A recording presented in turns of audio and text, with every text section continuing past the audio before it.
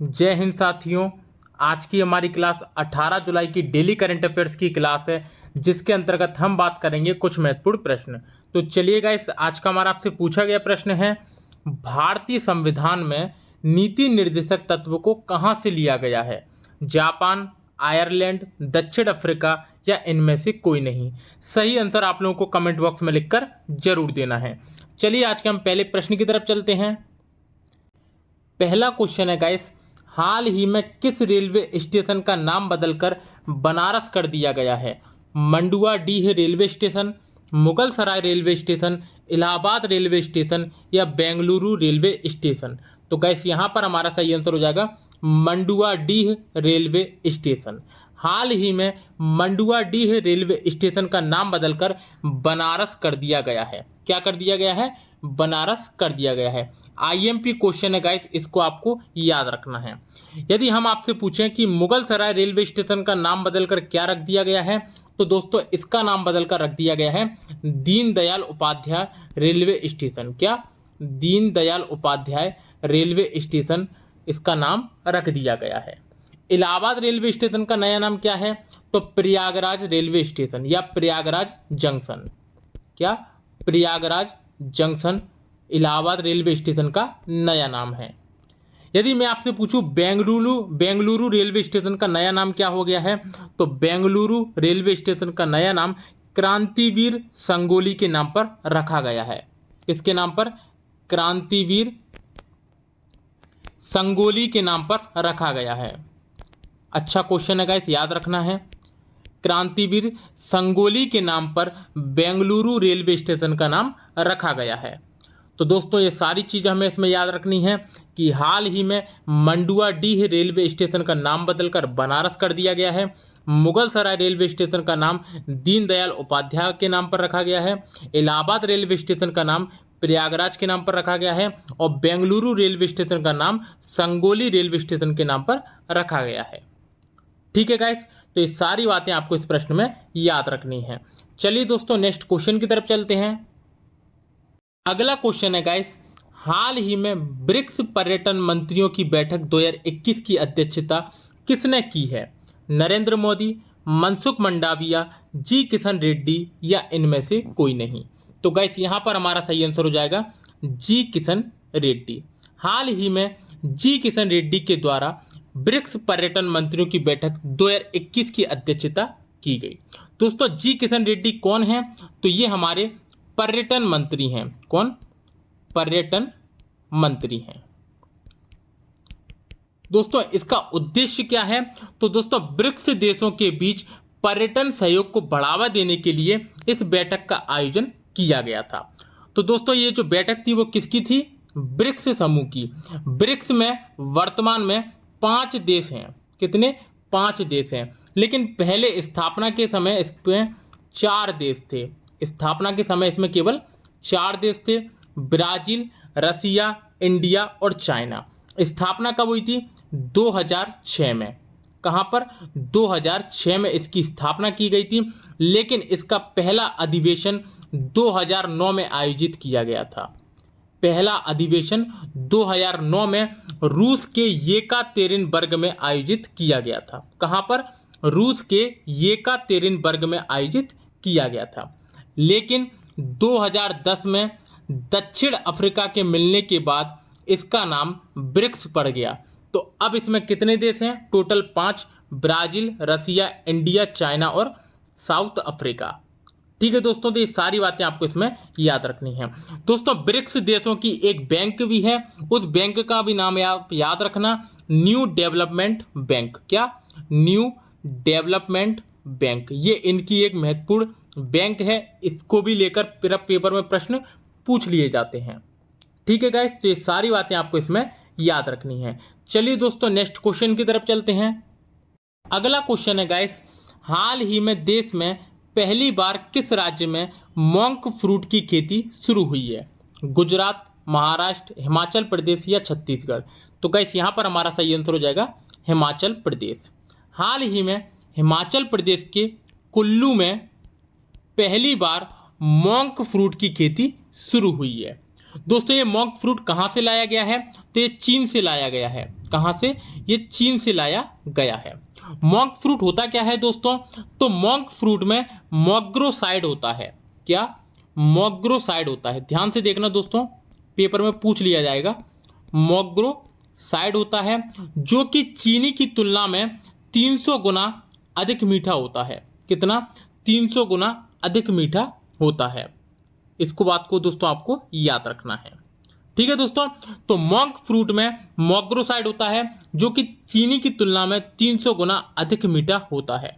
इसमें काफ़ी मात्रा में एमिनो एसिड पाया जाता है, विटामिन पाए जाते हैं, फ्रक्टोज पाया जाता है और खनिज पाए जाते हैं।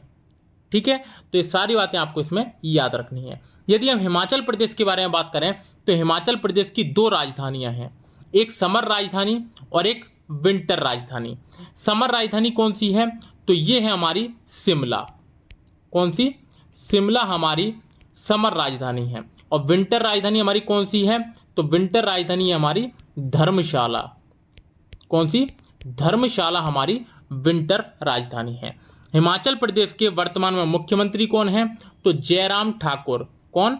जयराम ठाकुर हिमाचल प्रदेश के वर्तमान में मुख्यमंत्री हैं। और वर्तमान में राज्यपाल कौन है? तो राजेंद्र विश्वनाथ अर्लेकर। कौन? राजेंद्र विश्वनाथ अर्लेकर। ये कौन है? हिमाचल प्रदेश के 28वें राज्यपाल हैं। कौन से वे? 28वें राज्यपाल हैं। ठीक है दोस्तों, तो इस प्रश्न को आपको अच्छे से याद रखना है। चलिए गाइस नेक्स्ट क्वेश्चन की तरफ चलते हैं। अगला क्वेश्चन है गाइस, हाल ही में भारत का पहला 5 सितारा होटल किस रेलवे स्टेशन के ऊपर बनाया गया है? गांधीनगर, हबीबगंज, जयपुर या आगरा? तो गाइस यहाँ पर हमारा सही आंसर हो जाएगा गांधीनगर। हाल ही में गांधीनगर रेलवे स्टेशन के ऊपर भारत का पहला 5 सितारा होटल बनाया गया है। दोस्तों आप पिक्चर में देख सकते हैं कि नीचे जो है वो हमारा रेलवे स्टेशन है और ऊपर जो है वो 5 स्टार होटल है। दोस्तों ये भारत का पहला ऐसा होटल है जो कि रेलवे स्टेशन के ऊपर बनाया गया है। बेहतरीन आधुनिक सुविधाओं के साथ इसको बनाया गया है। और दोस्तों इसमें एक छोटा अस्पताल भी है। ठीक है, तो सारी सुविधाएं हैं इस 5 स्टार होटल में। तो ये कहाँ पर बनाया गया है? गांधीनगर रेलवे स्टेशन के ऊपर। गांधीनगर कहाँ पर है? तो ये गुजरात की राजधानी है। ये क्या है? गुजरात की राजधानी है।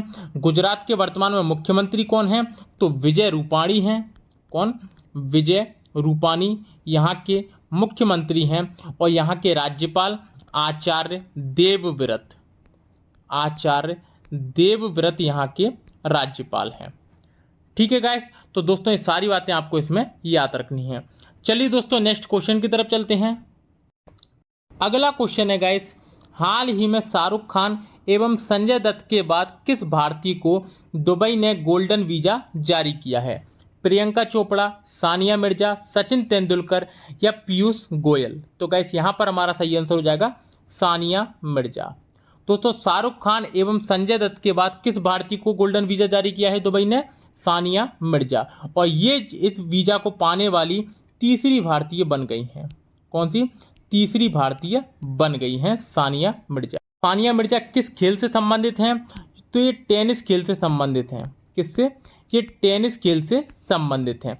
अब दुबई का जो गोल्डन वीजा है एक्चुअल में ये है क्या? तो दोस्तों गोल्डन वीजा के जरिए यूएई में लगभग 10 साल तक रहने की इजाज़त दी जाती है। लगभग 10 साल तक रहने को इजाज़त दी जाती है। और ये वीज़ा हर किसी को आसानी से नहीं मिलता, बल्कि कुछ खास वर्ग के लोगों को ही ये दिया जाता है, जिसमें निवेशक, उद्यमी, उत्कृष्ट प्रतिभा वाले व्यक्ति शामिल हैं। ठीक है दोस्तों, तो ये गोल्डन वीज़ा जो है वो हर किसी को नहीं दिया जाता। कुछ महत्वपूर्ण लोग रहते हैं, कुछ खास वर्ग के लोग रहते हैं, जैसे कि निवेशक हुए, उत्कृष्ट प्रतिभा वाले लोग हुए, उन्हें ये वीज़ा दिया जाता है। ठीक है गाइस, तो ये सारी बातें आपको इसमें याद रखनी है। चलिए दोस्तों नेक्स्ट क्वेश्चन की तरफ चलते हैं। अगला क्वेश्चन है गाइस, हाल ही में लद्दाख ने 2025 तक पूर्ण जैविक प्रदेश बनने के लिए किस राज्य के साथ समझौता किया है? सिक्किम, आंध्र प्रदेश, बिहार या तेलंगाना? तो गाइस यहाँ पर हमारा सही आंसर हो जाएगा सिक्किम। हाल ही में लद्दाख ने 2025 तक पूर्ण जैविक प्रदेश बनने के लिए सिक्किम राज्य के साथ समझौता किया है। दोस्तों देश का पहला जैविक राज्य कौन सा है, तो वो भी सिक्किम ही है। तो दोस्तों इसके साथ ही इन्होंने अभी हाल ही में MOU पर हस्ताक्षर किए हैं। ठीक है दोस्तों यदि हम लद्दाख के बारे में बात करें तो लद्दाख भारत का एक केंद्र शासित प्रदेश है जिसकी स्थापना 31 अक्टूबर 2019 को की गई थी। 31 अक्टूबर 2019 को इसकी स्थापना की गई थी। लद्दाख की राजधानियां दो हैं, एक लेह है और एक कौन सी है, कारगिल। एक लेह है और एक कौन सी है, कारगिल। लद्दाख के उपराज्यपाल कौन हैं, तो R.K. माथुर लद्दाख के प्रेजेंट टाइम पे उपराज्यपाल हैं। ठीक है गाइस, तो इतनी बातें आपको इसमें याद रखनी है। चलिए दोस्तों नेक्स्ट क्वेश्चन की तरफ चलते हैं। अगला क्वेश्चन है गाइस, हाल ही में जानी मानी शख्सियत सुरेखा सीकरी का निधन हो गया है, यह किस क्षेत्र से संबंधित थी, पत्रकारिता, सिनेमा, क्रिकेट या चिकित्सा। तो गाइस यहाँ पर हमारा सही आंसर हो जाएगा सिनेमा। दोस्तों आप लोग इनको तो जानते ही होंगे, इनका नाम है सुरेखा सीकरी, जिनका अभी हाल ही में निधन हो गया है।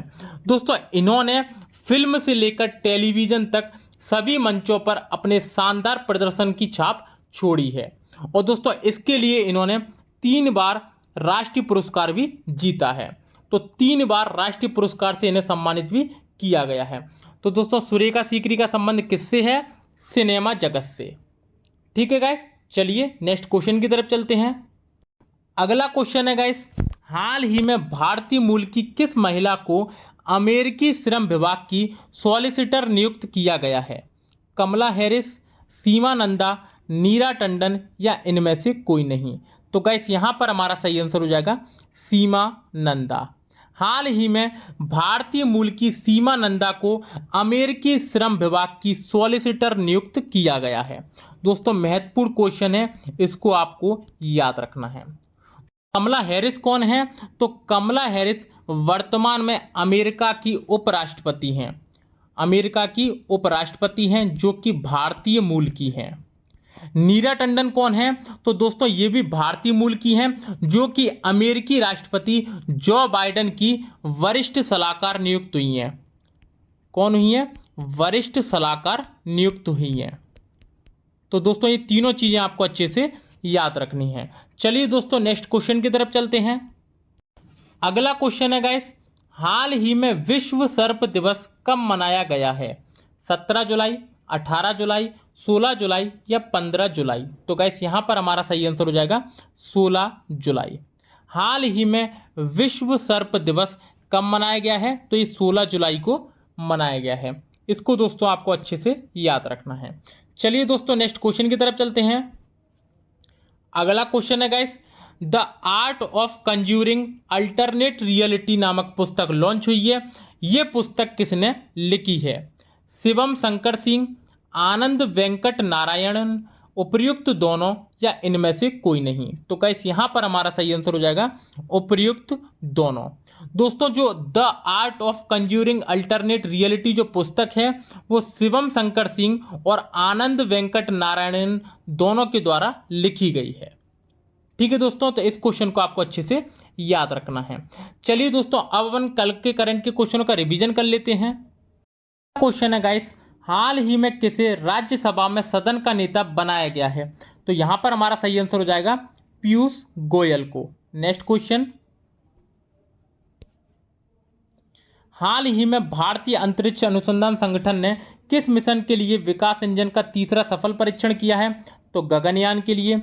नेक्स्ट क्वेश्चन, कौन सा देश इजराइल में दूतावास खोलने वाला पहला खाड़ी देश बन गया है, तो संयुक्त अरब अमीरात। नेक्स्ट क्वेश्चन, हाल ही में किसने अंतर्राष्ट्रीय आयोजनों में भारत का प्रतिनिधित्व करने वाले दिव्यांगों को नौकरी देने की घोषणा की है, तो गुजरात ने। नेक्स्ट क्वेश्चन, हाल ही में वाराणसी में रुद्राक्ष कन्वेंशन सेंटर का उद्घाटन किसने किया है, तो नरेंद्र मोदी ने। नेक्स्ट क्वेश्चन, हाल ही में भारतीय रिजर्व बैंक ने मास्टर कार्ड जारी करने पर रोक लगा दी है, मास्टर कार्ड किस देश की कंपनी है, तो अमेरिका की। नेक्स्ट क्वेश्चन, हाल ही में किस राज्य सरकार ने इलेक्ट्रिक बाइक टैक्सी योजना शुरू की है, तो कर्नाटक ने। नेक्स्ट क्वेश्चन, हाल ही में किस राज्य में देश का पहला ग्रेन एटीएम स्थापित किया गया है? तो हरियाणा में। नेक्स्ट क्वेश्चन, हाल ही में विश्व युवा कौशल दिवस कब मनाया गया है? तो 15 जुलाई को। Next question, the great big lion पुस्तक लॉन्च हुई है, इस पुस्तक को किसने लिखा है? तो क्रिसिस नाइट ने। दोस्तों कल का हमारा आपसे पूछा गया प्रश्न था, माई लाइफ माई मिशन किसकी आत्मकथा है? बाबा रामदेव, गौरी खान, सचिन तेंदुलकर या इनमें से कोई नहीं?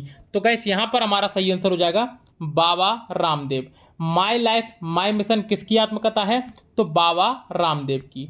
तो इस क्वेश्चन को दोस्तों आप अच्छे से याद रखना। तो यदि दोस्तों आज की वीडियो आपको अच्छी लगी हो तो वीडियो को लाइक कर देना, चैनल को सब्सक्राइब कर देना तथा पीडीएफ के लिए टेलीग्राम चैनल की लिंक डिस्क्रिप्शन में दी हुई है, वहां से आप इसको डाउनलोड कर सकते हैं। फिर मिलते हैं दोस्तों कल नेक्स्ट क्लास में, तब तक के लिए धन्यवाद।